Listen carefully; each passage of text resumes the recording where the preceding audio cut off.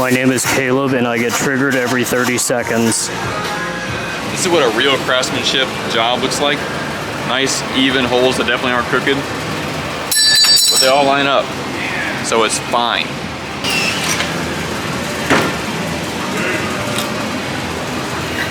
Come back for round two.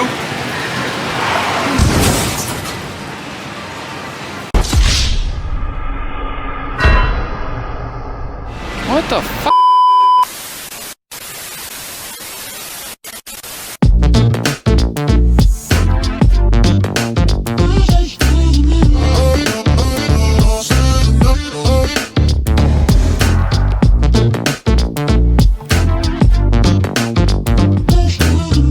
Bo, they're gonna give you a Nobel Peace Prize for airing up the methane baby carrier for scrap metal. Got a little secret we've been keeping. We're gonna attempt to use a Cosmoglo light, which is commonly found in the beauty industry as well as tattooing. We're gonna see if we can make it work for porting cylinder heads. And we'll let you know how that goes. We're actually gonna try it tonight. I'm actually probably gonna film me getting it set up here shortly. So, pretty excited to try that out. So I actually met the CEO, Mary, at the school that I was in since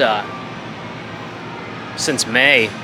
Goldman Sachs 10,000 Small Businesses. It's been instrumental for me as a CEO and just implementing all these different changes here in the shop to get things running a lot more smoothly. You know, the really cool thing about that is there's so many businesses that you don't think there's going to be ways you can collaborate until, you know, start talking about each other's stuff. When she showed me this light, it's a shadowless light.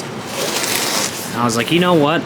I'm really tired of getting neck problems after porting cylinder heads.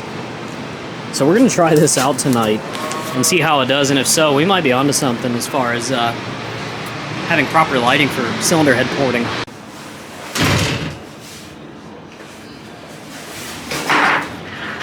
Now, just as a recap, I specifically requested a BLEM unit, one that she couldn't resell, like that got damaged in shipping or whatever, because we're probably going to tear it up anyways, so there's no sense in doing it to one of the nice looking ones. I just needed to throw light.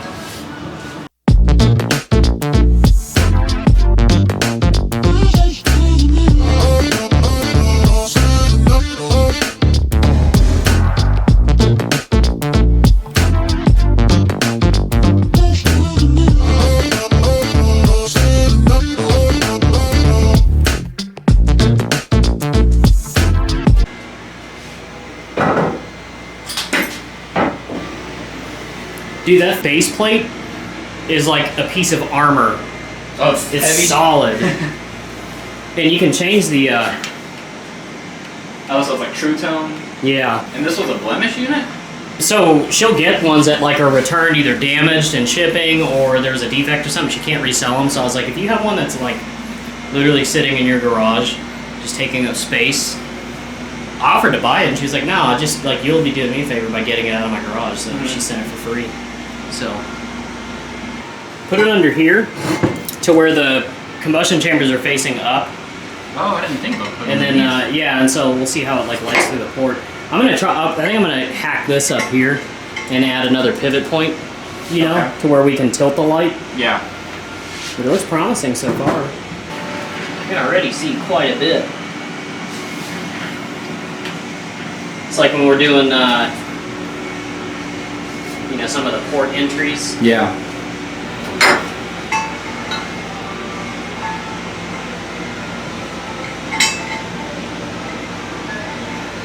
It's pretty promising. Yeah.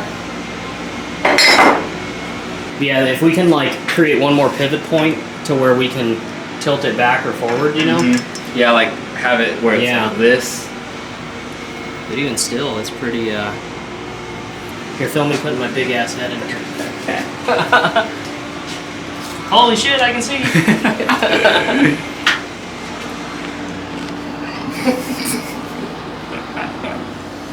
Cool. So Caleb, who owns the 5-liter swapped Ranger, this is his Z31 he picked up. This one shipped out of Virginia, I think. He does paint correction with his dad as a side hustle. So he's already polished this thing up and he's got it looking real nice. And as he would say, the interior's mint.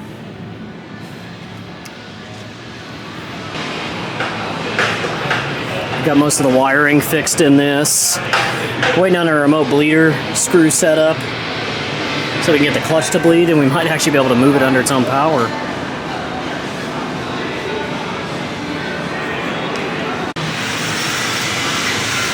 Don't worry, but I'll get it. I'll get it, don't worry. By the way. It's definitely okay.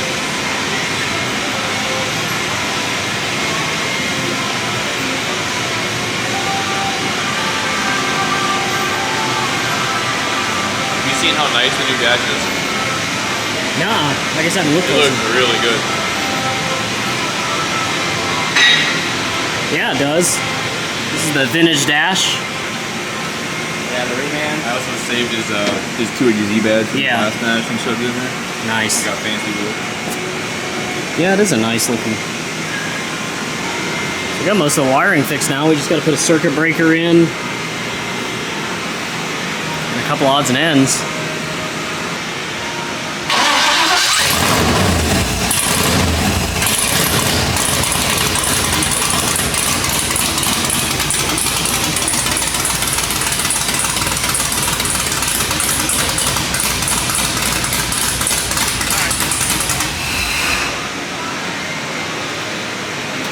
Why does it sound louder now? So I think the idle needs to be bumped up because I was holding it just a tad bit. No, but even just when we did the first start, it didn't sound that loud. Because it was only running on like a couple cylinders because I think the idle's too low. Oh, I gotcha. That's the best it sounded, and Yeah. all I did was hold it just a little bit. This sounds mean. It sounds badass. Yeah. You got a G Sedan over here. Getting air conditioning work. And brakes and a bunch of other stuff.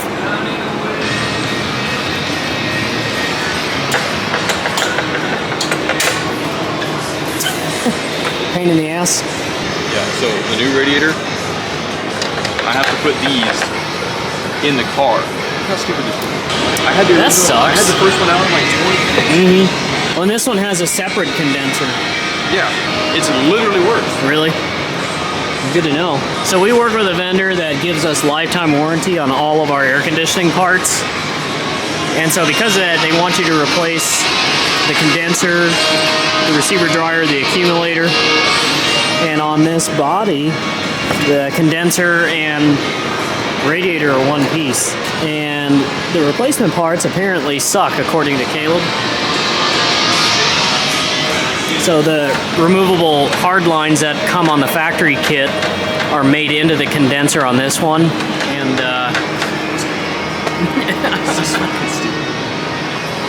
so yeah.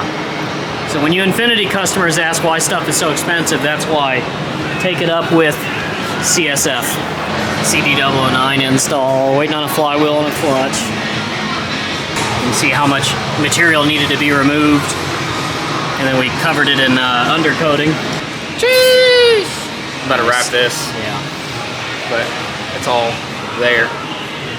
This is an engine that we're building for Mr. Johnson. I brought the head back. This thing sat, he got it from his aunt. I know it sat for a good while. Started right up and ran before he met us, but you know, eventually he wanted the engine pulled out and resealed because it was leaking oil on the head gasket. Right over here, this is your oil feed for the head that comes out of the block. And it was leaking right around this part. And you know, sometimes there's a chance that you break head bolts off in the block. We have it happen more often than not. I'd say it's about a 10 to 15% likelihood that that happens. And it's almost always on cars that sit for a while. Well, this was no exception. Wait, this one actually had 2 broken head bolts. And so at that point, like, look, you know, to do it right, machine them out, you gotta strip the whole block and just rebuild it, start over fresh, right? Well, I'm really glad that we did because, you know, you see how pitted this head is. This has just been cleaned from the machine shop because I've got to do some welding to it. Now we do, you probably have noticed we do offer TIG welding services. This is just a training piece. Ryan, our product specialist, is now branching off into learning how to weld aluminum to give Bo some relief. We do cylinder head repair. I've repaired a few myself personally, with really good results, but this one you can just see how much rot and corrosion.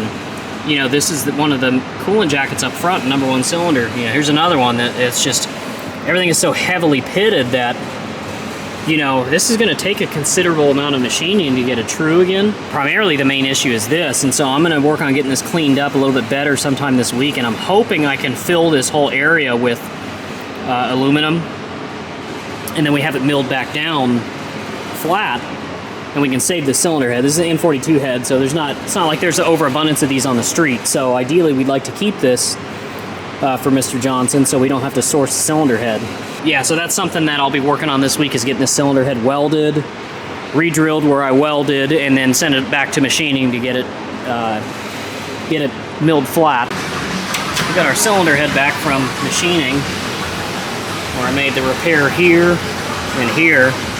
And this thing's already been milled like 16 thousandths. And so we kind of just were like, you know, milling it anymore isn't really going to make a huge difference. I mean, this is like severely pitted, or was severely pitted, but it's good enough for me to move forward with it. But this material is also just absolutely filthy. I did everything I could to clean it up as best I could. I even ran a higher frequency on the welder to give it a little bit more cleaning action. And even still, you know, there's still just some minor hits that luckily we can kind of smooth this over a little bit with just a touch of sealant. It's kind of a controversial subject with head gaskets, but we've had really good luck in very rare circumstances like this where you've just got these little micro pits that you have to account for, and just a tiny application of sealant will usually help fill those voids. I mean, obviously you can't do it around a compression surface. You know, that's a huge no-no for sealant. It'll never hold. But when you've got these like micro pitting or some of these other issues, you can usually help fill in the gaps on a non-pressurized, you know, area. It's no different than sealing a water pump gasket or something with sealant. Like this area here is never going to see more than, you know, your coolant cap pressure. So what, 16, 18 psi? So, but, you know, for as severely pitted and corroded this head was, I'm pretty happy with that repair. So that one there, and this one here. And it being an N42 casting, these things are getting harder and harder to come by. So luckily for Mr. Johnson, his engine's gonna live to fight another day. There's his engine block. I had 2 broken head studs on this one that we had machined out, went ahead and had it decked as best as we could, and you know, same gig. It's just this thing sat for a really long time, and unfortunately it didn't do the engine any favors. We do work on daily drivers. This is Mr. Mudgett's Dodge Ram. We put a motor in it a while back. I want to highlight why sometimes you get a super expensive quote or repair bill from a shop, or, you know, like even us, for example, right? We offer a 1-year, 10,000 mile warranty on everything we do. We do have some minor exclusions, like when it comes to performance and racing or custom fabricated parts. You know, we can't warranty everything, but just for this purpose, you know, an OEM spec vehicle, putting a motor in it, right? We don't order parts from just like eBay, right? You pay all this money to have a motor put in, you're gonna expect a warranty. That's perfectly reasonable. Well, warranties cost money. Yeah, you can probably find a junkyard motor for $600-700. It's not gonna have a warranty, and when it starts knocking 3 months later, you're on your own. You just spent all that labor to put it in. So a lot of shops will have a higher price point on engines especially, but they come with a warranty. And this is a prime example. This engine he bought specifically from Powertrain products. And we installed this last summer. I was driving down the road, and all of a sudden it started making a bunch of noise and smoking, lost power. Engine lights started flashing. So he had it towed to us, we looked at it, number 2 cylinder has no compression. We did a boroscope inspection, didn't find anything conclusive. We did a leak down test.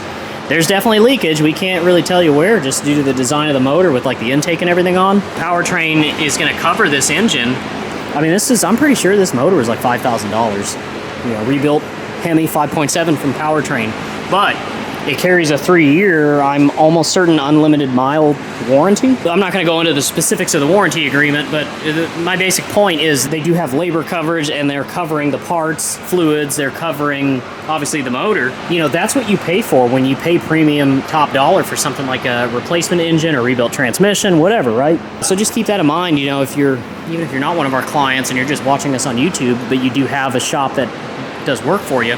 a lot of times auto repair or even performance is a hard pill to swallow financially, but you know, I hope this kind of gives you some insight as to why things cost what they cost. Is, you know, us as a shop, we're liable if we install something that's a piece of junk or fails. You're going to be pissed that you spent all this money, car broke down. So we try really make a point to install quality parts, or at least parts that come back with the warranty, so that if in the event there's an issue, you're not out of pocket. It's an inconvenience, but you're not having to do, you know, nobody's having to write a Dear John letter that, hey, you got to pay more money for something that you just paid for. So this is the first fuel tank from S30 World that we have seen personally. And I don't know why, I assumed, I think I was just getting it mixed up with vintage tanks. So I assume it's going to be polymer. No, this is a metal reproduction tank from S30 World. This is for Miss Harris. We're completing an engine swap in hers. This one sat for 20-something years. I think it was her late aunt's car. She's like, look, I want to daily drive this thing. So we've been slowly getting it back to its former glory. Bushings replaced. We did all new struts, all new brakes. Engine was locked up. It had moisture in the cylinder, so it was frozen. So we rebuilt the engine, resealed the transmission. We're just putting it all back together, and we're going to attempt to do its first road test. In case you were wondering what the S30 World gas tank looks like, factory fit and finish. I mean, it's pretty legit. We did find out that the Z-Car Depot sensor that you can buy does not work. You've got to modify it and bend the arm. Or maybe it's a universal, quote-unquote, one that they offer that is not quite universal. Universal with some modification. So we still got to figure that one out. The gas gauge isn't working. Got us a 78 mullet car, Corvette, non-Stingray. This guy found us on Google. He picked this up, I think, out of the Northeast, like New Jersey, New York area. Surprisingly rust-free, really clean. I think it was a partial restoration by the previous owner, and then Mr. Perks picked it up. We did some new bushings in the rear suspension. We ordered a few special tools in order to accommodate him, and I think this visit we're just doing some new taillight lenses and a set of headlight harnesses for some LED headlights, and that's it. We put a set of reproduction tail lamp housings on it. He installed a set of Dapper headlights, which are pretty popular in the Datsun community. It's the same ones for this, so we wired in a relay kit so that it would be bright and not strain the factory electrical system.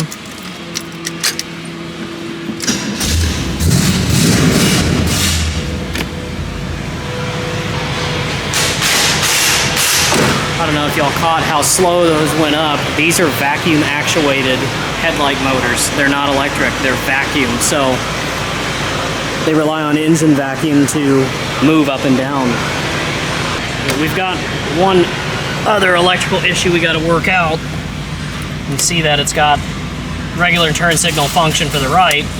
Left hand just lights up. And we don't know if it's related maybe to the LEDs that he installed in the fronts. But we're going to work on trying to isolate that for him.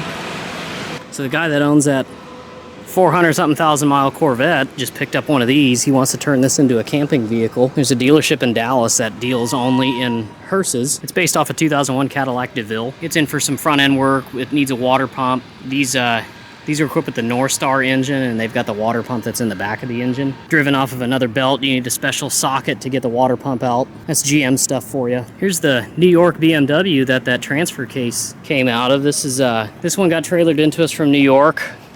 I actually went to that Goldman Sachs school with one of the owners of this. It's kind of like a family vehicle type thing, third vehicle that they inherited from her father-in-law, and it being a New York car, of course, it had rust everywhere, so we changed out all the brakes, calipers. We ended up powder coating the rear calipers and the front calipers. It actually came with a whole bunch of parts, including a remanufactured transfer case that was already in the car. So we swapped that in. It had some binding on the inside. It had a broken carrier bearing. Placed all that, and I think this thing is ready to go home. And this is that engine that we were building. One of the engines we were building during the last vlog. Running and driving. We've already put about 50 or so miles on it, just breaking the engine in. We got a few things to wrap up. It needs a steering wheel and a fuel level gauge, some minor things to get it across the finish line. This one here This is the first generation G37 sedan that came with the HR engine. It came in for a hunting idle issue. It was at, from what I understand, what the customer told me, it was at both an Infiniti and a Nissan dealer at one point. And nobody could seem to figure out the issue. You know, it's kind of sad that even at the dealership level, this kind of stuff exists, but you know, he was told it needs throttle bodies, let's put them on, see what happens. He was told, oh, you need head gaskets by another dealer. When I say a hunting idle issue, it was surging between 2,000 RPM back to like 800. It would not take an idle air volume relearn. With our scanner, even the Nissan dealer didn't have any success. Somehow they concluded it needed head gaskets. I have no idea. That same dealer also duct taped his PCV baffles that are attached to the intake tubes. Essentially, he brought it to us. He was like, you know, I want to invest a decent amount of money in it, but I want to get this issue fixed first. So what we did is, it being the first year of the HR engine, we found out later on it was about 3 calibration files out of date. And our Matco guy actually is a former Infiniti Master Tech, so I bounced this off of him, kind of let him know what we were experiencing. And he told me the first thing that we should do is recalibrate it to the most updated firmware we can get. And so I have a mobile programming company that I work with that comes out and does all of my like reflashes, my security flashes, all that stuff. So they came out and yeah, he told me it was 3 calibration files behind. So we updated it to the latest calibration file from Infiniti. Started right up, took the idle calibration, and that was it. Runs fine now. Be wary of, just because it's at the dealer doesn't mean you got a proper diagnosis. I mean, hell, even independent shops can misdiagnose stuff. I mean, we all make mistakes, right? But the dealer just didn't do their due diligence. It's 2 dealers. And, you know, I could write a whole book on, like, the issues and failures that dealerships have. Having come from a Toyota dealer myself, we won't really get into that. They didn't give their due diligence to this client. It ended up in our hands, and we ended up solving the issue for him, and then he was happy to invest more in it. And the PT Cruiser Turbo is back. Top still works. It's back for a different issue, and this is just kind of how classic and collector cars go. To me, 2002 does not seem that old of a vehicle, but 2002 is 21 years ago. Just keep that in mind. You know, a lot of people kind of get lost when it comes to just the age of some of these classic cars. You bring your car into a shop to get it fixed, and you expect it to not have to come back almost immediately, right? And that's certainly realistic. When it comes to, like, if I have repair A done, it shouldn't have problem A, at least not for a while. But we have a lot of instances where you bring it in for problem A, you take it home, you're happy, and then in a week, problem B shows up, and in this case, the shifter bushing's rotted. And this is actually the 3rd time he's had to have them replaced on this vehicle. But that's just kind of how it goes with classic and aging vehicles. Is just because you have a service or repair done doesn't mean the rest of the car isn't 21 years old and having other issues. It's not uncommon to have to repeatedly visit your repair shop just for different issues. You know, we could have test driven this thing for a week and it would have been fine, and the moment he took it home, the shifter bushing would have let go. You know, and it's not really anybody's fault, it's just an issue of circumstance. But it is very common, not only in the Datsun market, but just any aging car, whether it's a classic car, a collector car, even just a regular vehicle. You know, so you got a 25-year-old Toyota Camry, it's going to have 25-year-old car problems. So that's just the way it goes sometimes. So I think we briefly talked about this Hearse is owned by Mr. Phillips that has that 400-something thousand mile Corvette. And it's in for a water pump, some front end work. We're on a water pump now. Just wanted to show the socket. Oh, this big ass thing? Yeah. So that's the tool to get the water pump out on a North Star engine. Thanks, GM. It's like C's. Oh, there it goes. Yeah. Nice. Yeah, it's buried in there. Made a couple of more revisions to our powder room. We added an air reel in here. Finally put our powder coater off of the bench. Mounted our scavenge container on the wall. This thing has been solid. Colby found this for us a while back, and I finally broke down and bought one after we had ramped up our powder coat operations. This thing has been 100% worth the money. It gives you, especially when you're doing candy colors, you know, you want to be able to adjust your kilovolts. Because if you just have a steady voltage supply, like with the cheaper Eastwood units, a lot of the times you get weird finish issues, and so different color powder coats have different requirements for kilovolts and cook times and all that other stuff, so this just allows us to be a little bit more efficient. We got our death machine over here. Apparently the, hey, where's the spindle for this? So in order to do lower ball joints on this heavy duty frame, you gotta take the spindle off and completely disassemble it. And this one had a seized bearing in it. The bearing's down there on the floor. So basically we followed the service manual of beat the shit out of it. Is that all we have left and we can go get it aligned? Gotta put the sway bar in links, the outer tie rod, put all this back together. Yeah. I still need these belts. Oh, okay. As promised, we've got the 400,000+ mile Corvette here. Guy that owns the Hearse also owns this. This is his daily driver. And it was in our parking lot at the end of last month, and it was here for, I think we did a water pump and some other goodies. It had a 430,000 mile water pump on it. It was the original one, and it lasted this long. Yeah, it just goes to show you the resiliency of some of these GM vehicles when they're built properly. There are some GM vehicles that I wouldn't sell or give to my worst enemy. Anything GM with a V8 for the most part, pretty reliable, especially if you take care of it. I mean, it's basically a Chevy truck.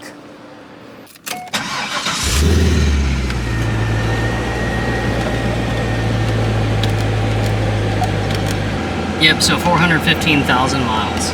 It still runs great.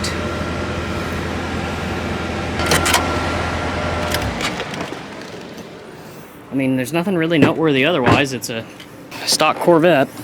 It's still the original engine. We've resealed it once, maybe twice. I think we've done 2 oil pan gaskets. Both, I think, about 120,000 miles apart. We've been servicing this, if I remember right, since it was at about 165. So I know for a fact we've done the oil pan gaskets twice now.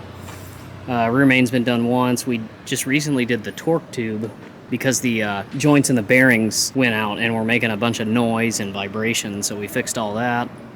In case you were wondering if there are any hidden gem sports cars left, the C5 Corvette is it. Got this one towed in late last week. She's been chasing a drivability issue. Really what it was is there was just a lot of things that are out of adjustment on it. These older Z32s, it's really easy to get your sensor values out of adjustment. 2 of the crucial adjustment points are the throttle position sensor and the crank angle sensor, and they were both off. If you don't know, the TPS actually will command the ignition timing to advance about 15 degrees right off idle. So when you give it that throttle blip, you get a instant timing advance. But if it's off, it throws your timing off, and then you end up setting your base timing based off of the advance command from a maladjusted TPS, and it throws everything off. So this thing it did not get out of its own way. It didn't have any power. So we fixed those 2 things, adjusted the TPS, and reshot our ignition timing, and now it runs exponentially better. The shop 280ZX Turbo is back. It's my personal car. It's only here because I need room in my garage right now because I'm building cabinets. The Corvette, we got this one situated. It had a couple of LED front turn signals that were causing some interference. These older cars, you really got to be selective on what kind of LED bulbs you try to install. So we had an installed problem there, and then on top of that, the socket on the driver's side taillight was actually bad, and it had a bad ground, or had high resistance to ground. So we put a new socket in it with a clean path to ground. Now all of the exterior lights work, and he can go home happy.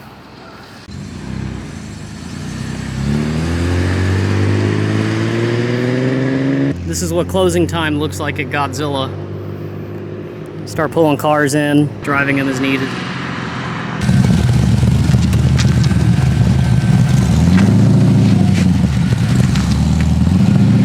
This thing got some balls. Hell yeah, it does. Dude, this thing had balls when I drove it with the customer.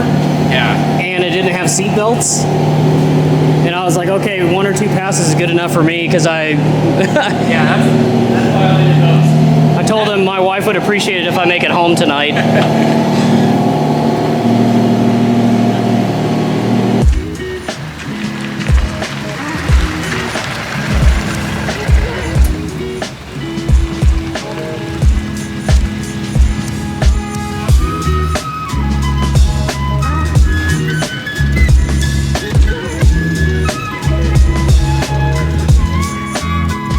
Got a VR30 that we're going to be putting in a Q50 twin turbo in the coming weeks, since we're at the end of August. Today is August 31st. And our lot looks just as full as it always does. This Z31 turbo, he brought it to us with a built motor and just get it across the finish line. We're finishing up a Hamilton wiring harness on this. Hopefully hit the key here, go vroom vroom, go to the next phase. This one's got a big electrical issue. Somebody installed the wrong body harness and shorted a bunch of stuff. We just got done installing the correct dash harness and we got to rewire a couple of small circuits to it because it blows a fuse every time you turn the high beams on. So we're probably just going to wire around it because you cannot get certain parts anymore, even in the used market. These two are waiting on engines. This is one of the Shop Maximas we bought last year. This is going to get an ET swap. But yeah, we're going to wrap up this vlog update for August 2023. We do have a couple of announcements. We did just get an Amazon affiliate store. And so I'm going to put a link in the description at the bottom. We're slowly adding more and more pieces to that list. But we've got a bunch of merch that you can buy. We've got random tools and service pieces, maintenance items, just things that are more cost effective for you to buy through us in our Amazon store rather than us ship it directly. And that way we can keep the cost as low as possible to you guys as the consumer. So check out our Amazon affiliate store. Keep checking back at it because we are continually adding stuff to it. We got a somewhat of a decent merchandise setup right now. We're going to keep adding more and more stuff as we find more and more goodies to add to it. So feel free to check out the link in the description. And other than that, thanks for watching. Don't forget to hit that like button, subscribe, and we'll catch you guys next month. I wonder why it needs a motor. They're also not labeled front rear. You have to use your brain. And I don't like using my brain. We're going to commit a cardinal sin and install Techno-Toy tuning parts with Apex parts and see if it explodes.